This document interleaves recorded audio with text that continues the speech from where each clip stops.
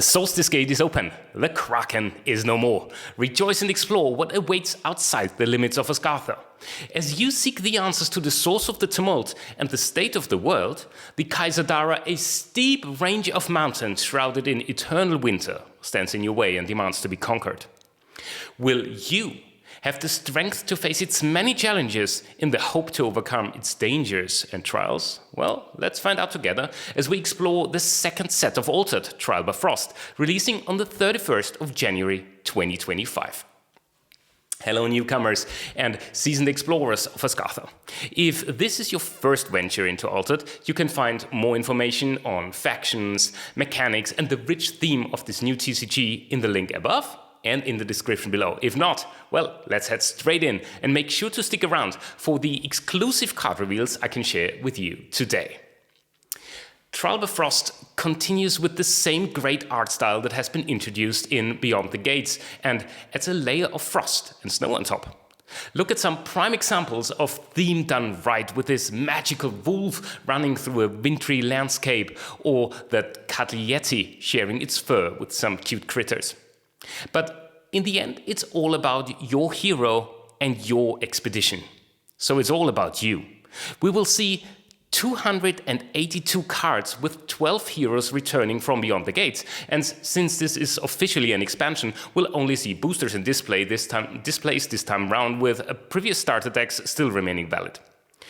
One of the cool, pun intended, new cards that we will see are the new adventure cards that will feature an icy landscape on them. With a chance of 1 in 5, these can be pulled from booster packs, which include 12 cards, and give you the chance for a unique card every 8 boosters in addition.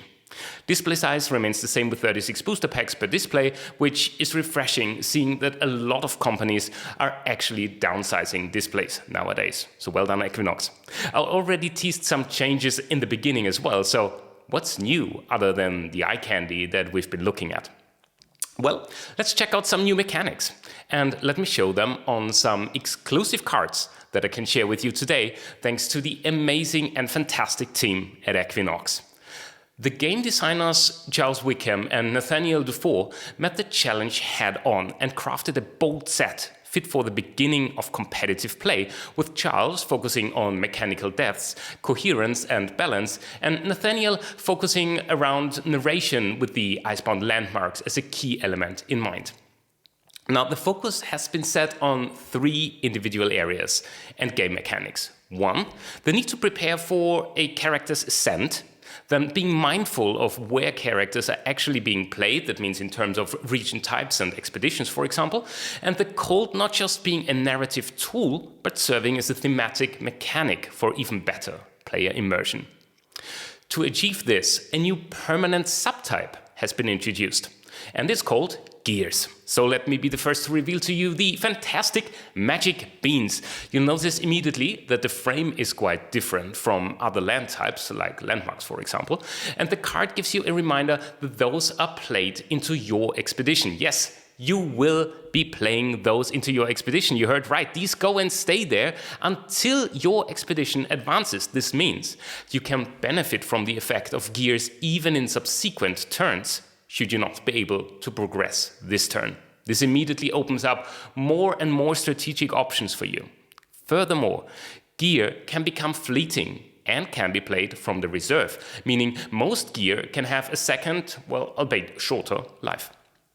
You'll also see that there is an additional effect on those beans, changing the region type of the region it is in. This is called a region effect. Now, region effects can reward you depending on the region you play them in, have some additional effect, or interact directly with the region types, as in this example. If you thought that's already game-changing, check out the rare version of the beans. Well, this takes things up by another notch, as it not just adds elements, but removes all the other ones entirely. And on top of it all, you can find those permanents out of faction as well, like right here, for one of my most favorite factions, Lyra.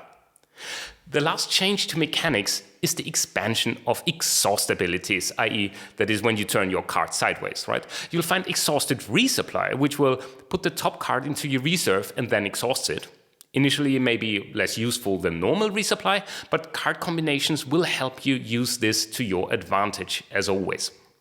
Cooldown, for example, is an ability which can be found on spells, which will make them go to the reserve and lets them be played a second time on a later turn, quite unlike fleeting spells that we had in Beyond the Gates.